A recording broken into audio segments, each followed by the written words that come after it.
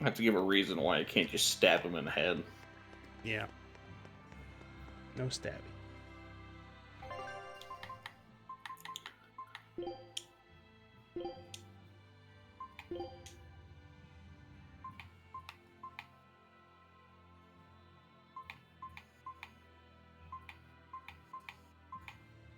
Anyway, back to Brea. So the long and the short of You sure you want the me for upgrades this? I made to the Brea deck is that I added not one, not two, but 3 different Urzas. Oh my god. I know. They all do really good things.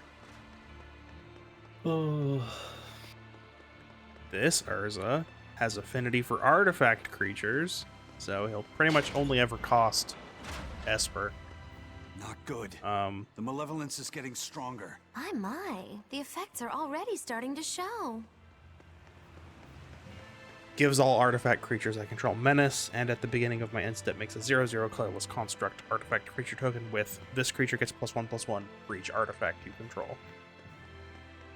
So, you know, that's Urza Chief Artificer. Then Urza Lord High Artificer. Guess it's time to fight. Is 2 and a blue, but when it enters, make a 0/0 colorless artifact, colorless construct artifact creature with this creature gets +1/+1 for each artifact control. So that same construct token. But Urza also has tap an untapped artifact you control. Add blue.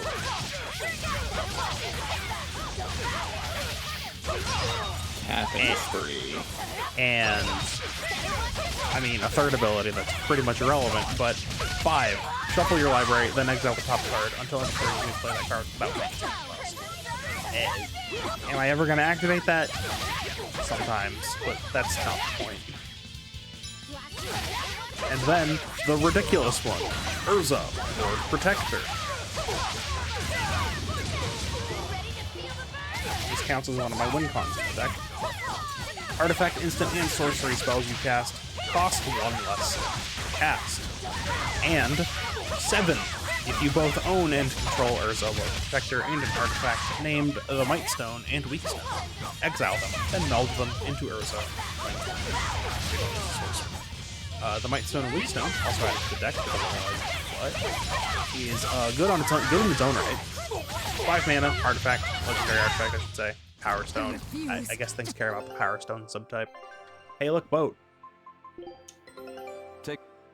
Oh, what? Really? Again? I Neat. knew this would be big. Treasure. What a Ooh. treasure! We got big treasure and another thing from the front. Yep. Do we have them all now? We do. Let's go, Volcano. Scout ship setting. Nice. Anyway, yeah. So when the Mightstone and Weakstone enters the battlefield, choose one. Draw 2 cards, or target creature gets -5/-5 until end of turn. So removal or card draw, very good. And you can tap it to add colorless. This mana can't be spent to cast non-artifact spells. Pretty good. So that's a target for me to sacrifice and recast. Because Brea really likes sacrificing and recasting artifacts. That's kind of the deal. So it's got a good ETB effect, taps for mana, and is a piece to create Urza Planeswalker, which Urza Planeswalker, you may activate the loyalty abilities of Urza Planeswalker twice each turn rather than only once. 7 enters with 7 loyalty. +2 artifact, instant, and sorcery spells you cast this turn cost 2 less to cast. You gain 2 life. +1 draw 2 cards, then discard a card. 0 create 2 1/1 colorless soldier artifact creature tokens. -3 exile target non-land permanent. And -10 artifacts and planeswalkers you control gain indestructible until end of turn. Destroy all non-land permanents. So if I can protect Urza for 1 turn after creating it, I just board wipe the opponent's fields. So that's a win con right there, because hard to recover from a one-sided board wipe like that. Also has a very good +2 ability. So since I can activate that twice, it'll just go from 7 to 11 loyalty, and then the next turn I can -10 it. Good stuff. So that's one of the win cons. I also added 2 planeswalkers to the deck. They are Tezzeret and Tezzeret. I thought about adding more Tezzerets to kind of start turning it into meme status, but I didn't. The first Tezzeret, which is probably the best Tezzeret, is Trayer of Flesh, 2 blue, 4 loyalty starting. The first activated ability of an artifact you activate each turn costs 2 less to activate, which means that generally that's going to mean Brea is free that turn for the first time activation. But +1, draw 2 cards, then discard 2 cards unless you discard an artifact. -2, target artifact becomes an artifact creature. If it isn't a vehicle, it has base power and toughness 4/4. -6, you get an emblem with whenever an artifact you control becomes tapped, draw a card. Very good emblem. The other Urza, Master of the Bridge, 4 blue and a black. Creature and planeswalker spells you cast have affinity for artifacts. I don't even care about the other abilities. However, the +2 on this is also a win con for the deck, which is Tezzeret, Master of the Bridge, deals X damage to each opponent, where X is the number of artifacts you control. You gain X life.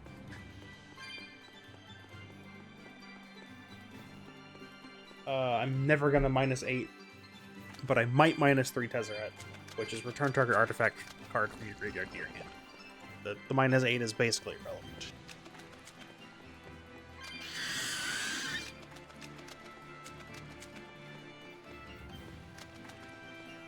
So yeah, the deck is also there's a couple of infinite mana combos in here now. They're ridiculous and convoluted, which is why I love them. So there is, I added in Basalt Monolith to the deck. So 3 colorless or 3 generic. Enter doesn't untap during your untap step, but you can tap it to add colorless, and it has another activated ability of 3 generic untap Basalt Monolith. And you might be thinking, well, that sounds pretty useless. All it can do is generate enough mana to untap itself. And you don't even get to use it more than once, unless you pay mana back into it. And normally you'd be right, but I also have a card in this deck called Rings of Brightheart, which is where the stupidity comes in. So Rings of Brightheart, 3 generic artifact. Whenever you activate an ability, if it isn't a mana ability, you may pay 2 generic. If you do, copy that ability. You may choose new targets for the copy. So what you do is you have to have some mana outside of the Basalt Monolith to feed into it initially, but then it becomes self-sustaining. So you tap Basalt Monolith for 3 generic, then pay 3 generic to untap Basalt Monolith. Now, tapping Basalt Monolith for 3 generic is a mana ability, so that doesn't play into this. But untapping Basalt Monolith is not a mana ability. So you need to feed 2 mana in to activate the Rings of Brightheart the first time. Copy the untap ability on the Basalt Monolith. Then, with some stack shenanigans, you let the first untap. That snake is gonna get you. It's gonna get you. There it is. Every time you turn, you got a little bit closer. Because it just takes a more perfect path than you can. Gotta love it. But anyway, you untap the Basalt Monolith with the mana you use to tap Basalt Monolith, but you spend 2 more mana, and you activate Rings of Brightheart. You copy the untap ability of Basalt Monolith. You let the first one resolve to let the Monolith untap, then respond to the second ability, the second to untap Basalt Monolith ability, by tapping Basalt Monolith to generate colorless. Then you untap Basalt Monolith because its ability resolves to untap it, and then you tap it and you have 6 colorless mana floating. Repeat infinitely. You can't let it resolve like that.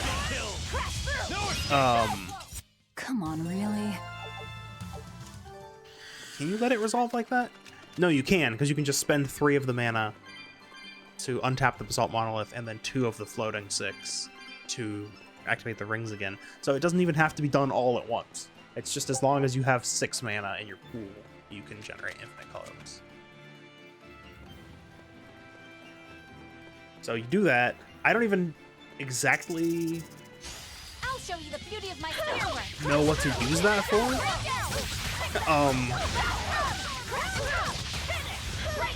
I don't think I can go infinite with it, but I can do a few things with it. I need a lot of blue mana. Oh, that's right. That's what I do.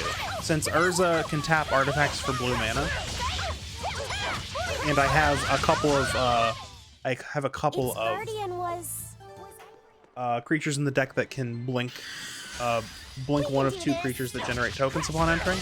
That's Berseria and Mirror Battlesphere.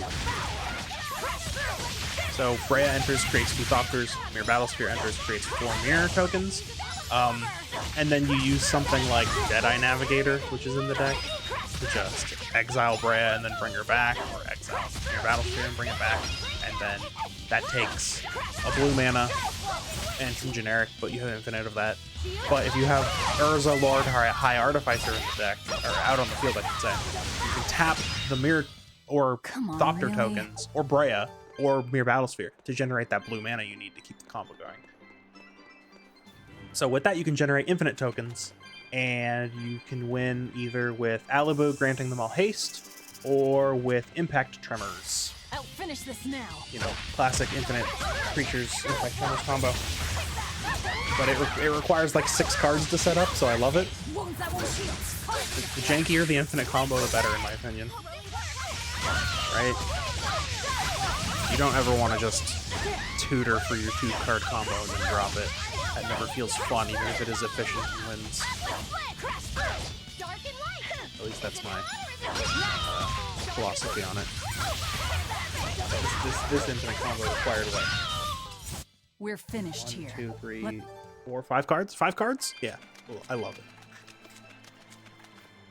Because it feels like you earn it when it's that convoluted.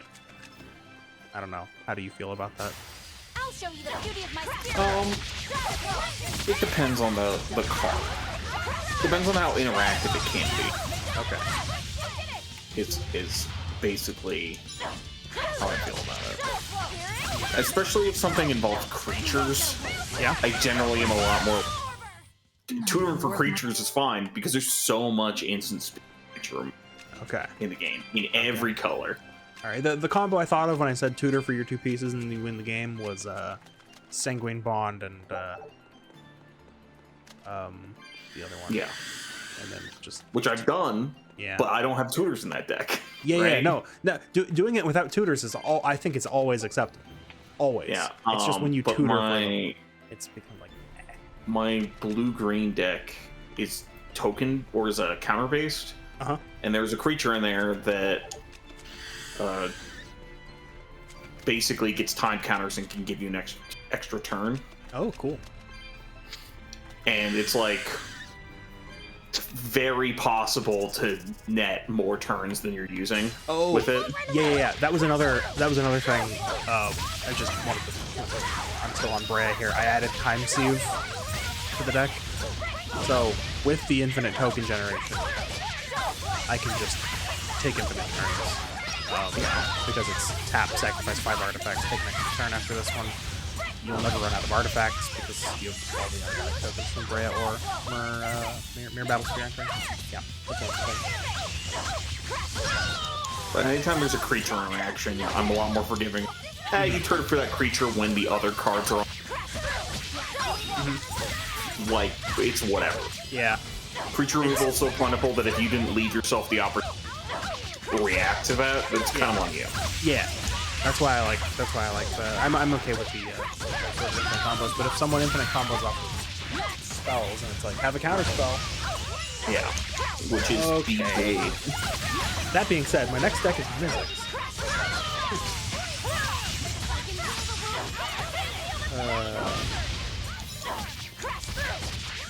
Yeah, you've been spending your week doing that. I do have other stuff that I could talk about, but it's mostly reading books and watching movies. Yeah.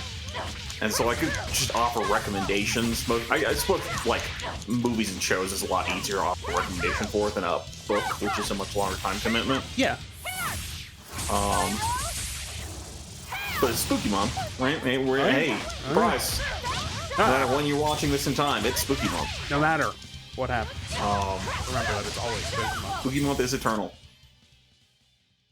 Okay, this is happening for the third time.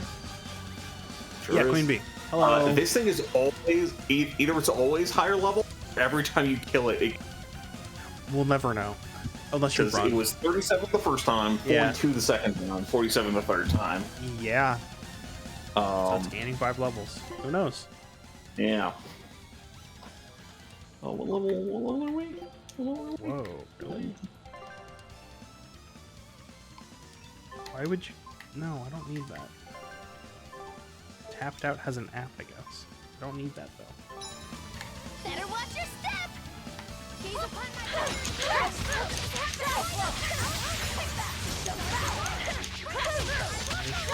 There's Mizzix. You thought I'd stop there? Annihilating crash! That still sounds like Annihilating Crab. True. It does indeed sound like that. Yeah. Anyway, Mizzix got optimized. There's now exactly 1 enchantment in the deck. So I don't even remember how many I had before. But this is a deck about spells. What do you... Instants and sorceries. What are you doing with enchantments? The enchantment is, of course, 1,000-Year Storm, because... I don't know what other enchantment you'd put in a spellslinger deck. Maybe stuff that draws you cards, but... 1,000-Year Storm says whenever you cast an instant or sorcery spell, copy it for each other instant and sorcery spell you cast before it this turn. You may choose new targets. Copies. Makes sense. Build up a storm count. End the game with storm count by getting your damage spell copied 12 times. That's how that goes. I removed every single token generator from this deck and then added a new one. Power like that. So this deck used to forget about it run if like I were you. Talrend, other stuff that would generate creature tokens whenever I cast an instant or sorcery. Now I just have a single WinCon token generator, which is called Ovica Enigma Goliath. 5 blue-red, so this is a curve topper for sure. For a 6/6 flying legendary creature, Phyrexian Nightmare. Whatever. Ward is 3 mana and pay 3 life. So that's cool. That's a hefty ward cost, so that's good. But whenever you cast a non-creature spell, create X 1/1 red Phyrexian Goblin creature tokens, where X is the mana value of that spell, they gain haste until end of turn. So if I can cast enough spells, keep my combo going for long enough, I can then overrun the board with goblins. That's good. That's my only token generator now. But I have added a few things that help me. This is my experience counter-focused deck, where instead of getting creatures back from the graveyard that are higher mana value based off of the experience counters. Is it mana value or power? Remember? Mana value. It's mana value? Seems Okay. Instead of that, Mizzix's experience counter thing is that instants and sorceries you cast cost 1 generic less for each creature you have. Because objectively scales stronger. It scales stronger because of X cost spells. X cost spells, which this deck has a few of. But what it really does is it does really rude things to this one ability printed in an old set. I think it's in Portal? Stronghold? Something like that. And it's called Buyback. Buyback is an additional cost you can pay when casting a spell that says, instead of putting the spell or the card into the graveyard after the spell resolves, put it back in your hand. And of course, Mizzix's ability reduces any additional costs in addition to the mana cost of the spell. And some of buyback costs are just free if you have enough experience. But X cost spells are also what you use generally to like end the game. Like a card I've added to the deck is Jaya's Immolating Inferno. X red. Jaya's Immolating Inferno deals X damage to each of up to 3 targets. Yep. Imagine if I cast even 4 spells before, and I have the 1,000-Year Storm out, and I get 5 Jaya's Immolating Infernos. It's ridiculous. And because it's Mizzix, that'll basically just cost me red to cast. The X. Yeah. So the way casting spells works in Magic, and why this works at all, is casting an X cost spell means you choose the value of X. You choose whatever number you want, and then you have to pay for that with however much mana you can. But you've chosen that, and now cost reductions can apply. Another important thing about that is that whatever value you choose for X contributes to the spell's mana value while on the stack, and therefore, since I didn't read off Mizzix, I will now read off Mizzix's abilities. 2 blue-red, 2/2, legendary creature, goblin wizard. Whenever you cast an instant or sorcery spell with converted mana cost, which now reads mana value, greater than the number of experience counters you have, you get an experience counter. Instants and sorceries you cast cost 1 generic less to cast for each experience counter you have. So X, since you can set it to be whatever you want, you can always set it to be 1 higher than the number of experience counters you have, so you have to pay 1 mana into the X and any colored costs, but then it'll always trigger. You can pay higher than that, of course, if you want. Like if you want to hit specific values, but you only ever have to pay 1 higher to trigger that. Ridiculous. And then some of the rudest spells in the deck, there are 2. They are Capsize, 1 blue, buy back 3, return target permanent to its owner's hand.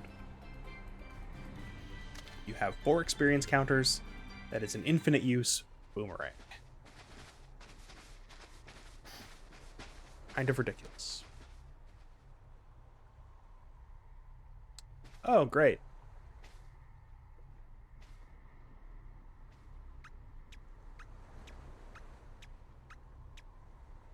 Grim, what's up? Did you come to share something else you found in that book? Not quite. I'm afraid the malevolence has grown too dense for me to hole up at the inn reading. Malevolence?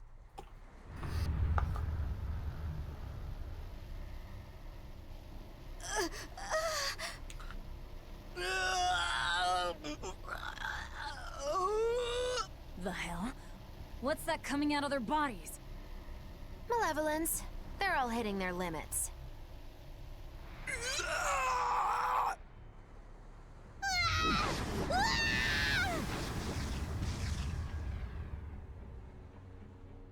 Demon Blight!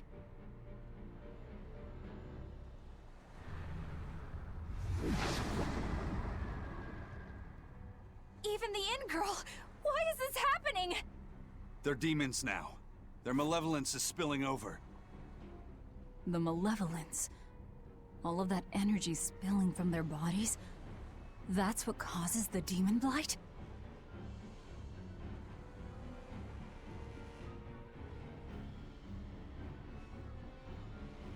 Do you know what demon blight really is? What demons are? Say no, or I'll have questions for the plot of this They game. couldn't have gotten far. Track them down Okay, at all he's costs. just gonna not say anything. We'll talk later.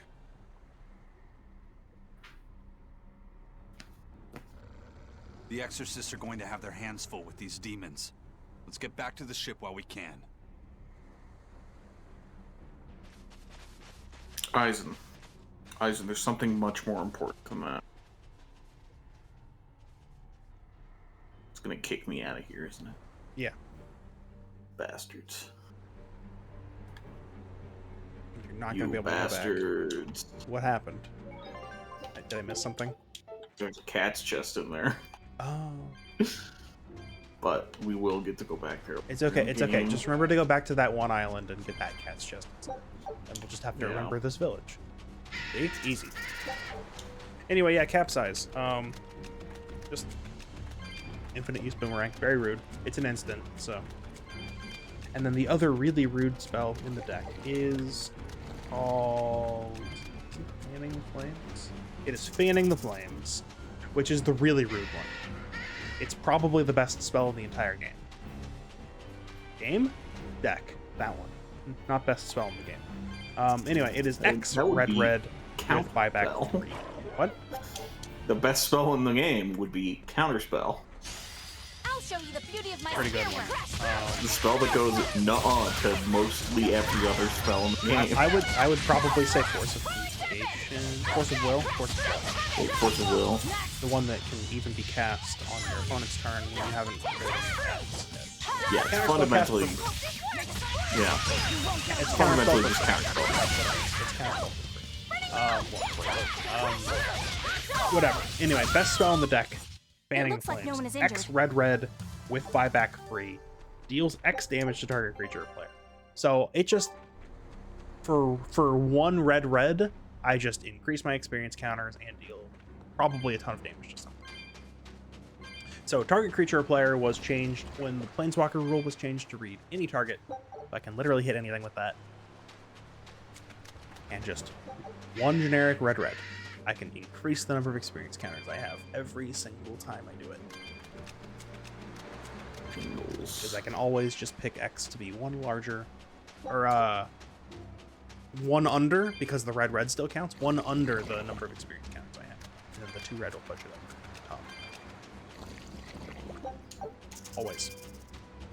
Ridiculous card. Also, since this is a deck about making instants and sorceries cheaper, I've put in a ton of fun giant mana cost spells. Like Apex of Power. Apex of Power is 7 red. Exile the top 7 cards of your library until end of turn. You may cast non-land cards exiled this way. So just, you know, here's a bunch of free stuff. By the way, if this spell was cast from your hand, add 10 mana of any one color. If I'm casting this, I'm not paying more than 5, probably, to cast it because of Mizzix. That's the fun part. Do this effect and be up mana. A spell that was printed, I don't remember, maybe it was in Ixalan, but just is really good for this deck. It's ridiculous. Brass's Bounty. You know that one? Yeah. Yep. 6 in a red. That is an Ixalan card. Yeah, 6 in a red. I say that just because this is the version I've got pulled up here is March of the Machines Commander, so I didn't know where everything was. But yeah, Brass is, it's Admiral Beck Brass. Yeah, excellent. But anyway, for each land you control, create a treasure token. Just double the amount of mana you're working with, except it usually will cost 7 mana to activate or to play, except, you know, I'm probably casting this for a single red mana. Yeah, like... and then I've got the on-color finales from War of the Spark. Finale of Promise is X red. You may cast up to 1 target instant and or up to 1 target sorcery from your graveyard, each with converted mana cost X or less, without paying their mana costs. So that would be X, yeah, again, being whatever value you pick. Hey, new talisman. If a card cast this way, we put into your graveyard this turn, exile instead. So you don't get those cards back, but you cast them for, you know, you get to cast both of them. If X is 10 or more, copy each of those spells twice. So you get 2 copies. Take a look at this. Instead of just 1 copy of those spells if X is 10 or more. And, you know, if I cast this late game, that still might only cost me 4 mana. Right? That's... Did we get... No, we didn't get the next one already. Okay, that's skill activating. I was going to say, that's ridiculous.